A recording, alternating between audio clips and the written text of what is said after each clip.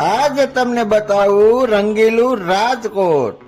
તમે જોઈ શકો છો પેટ્રોલની લાઈનમાં રાજકોટની ગાડી ઊભી છે।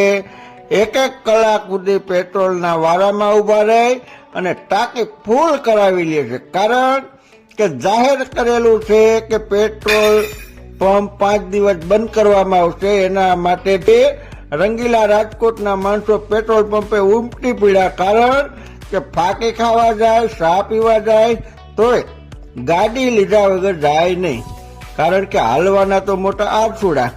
1 કલાક લાઈનમાં ઊભું રહેવું પોહાય, પણ પેટ્રોલ વગરની ગાડી ન પોહાય। તમે જોઈ શકો છો લાઈનનું લાંબી કતાર લાગેલી છે।